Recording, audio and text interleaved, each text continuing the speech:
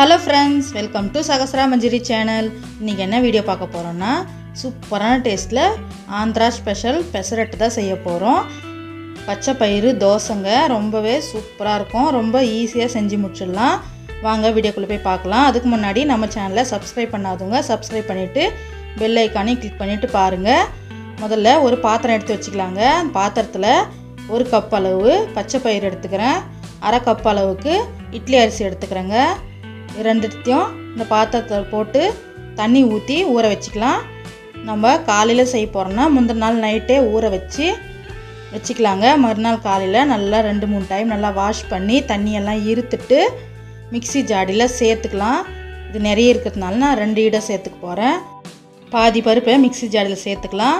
இது கூட ரொம்ப குட்டி குட்டி சைஸில் 4 துண்டு இஞ்சி சேர்த்துக்கிறேன். 4-5 பச்சை மிளகாய் சேர்த்துக்கிறேன்.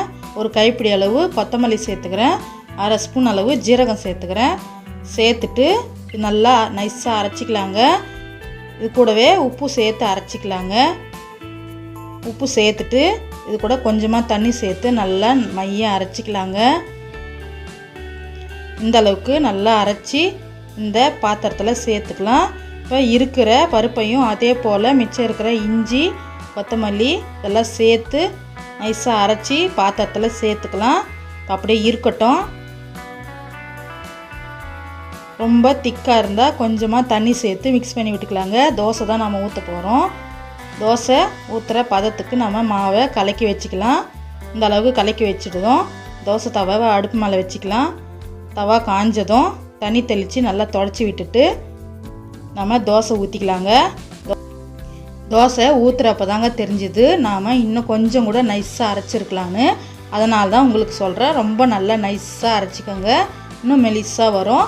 ஆனால் டேஸ்ட்டு ரொம்ப சூப்பராக இருந்துச்சுங்க. ரொம்ப மெலிஸாக வரல, எனக்கு கொஞ்சம் தடிமாக தான் வந்துச்சு. ஆனால் டேஸ்ட்டு ரொம்ப சூப்பராக இருந்துச்சுங்க. இதுக்கு சைடிஷாக தக்காளி காரம் தாங்க. 3 தக்காளி, 3 காஞ்ச மிளகாய், பூண்டு, வெங்காயம் இதை பச்சையாக அரைச்சி நம்ம தாளித்து நல்லா திக்காக கொதித்து வந்தால் ரொம்ப சூப்பரான ஸ்டைலில் ஆந்திரா ஸ்பெஷல் காரமும் பெசரட்டும் ரெடி ஆகிடுங்க. ரொம்ப ஹெல்த்தியான பிரேக்ஃபாஸ்ட்டுங்க. என் பசங்களுக்கு ரொம்பவே பிடிச்சது, ரொம்ப விரும்பி சாப்பிட்டாங்க. கண்டிப்பாக நீங்களும் இந்த ரெசிபியை பார்த்து ட்ரை பண்ணி பாருங்கள். இந்த ரெசிபி பிடிச்சிருந்தா சகஸ்ரா மஞ்சரி சேனலை சப்ஸ்கிரைப் பண்ணி சப்போர்ட் பண்ணுங்கள். இந்த காரத்துக்கும் இந்த தோசைக்கும் சூப்பராக இருந்துச்சுங்க. டேஸ்ட்டு ரொம்ப அல்டிமேட்டாக இருந்துச்சு. நீங்களும் கண்டிப்பாக ட்ரை பண்ணி பாருங்கள். இந்த டேஸ்ட்டு உங்களுக்கு பிடிக்கும். அரைக்கும் போது கொஞ்சம் நல்லா நைஸாக அரைச்சிக்கோங்க. தேங்க்ஸ் ஃபார் வாட்சிங். அடுத்த வீடியோவில் சந்திக்கலாம். தேங்க்யூ, பாய்.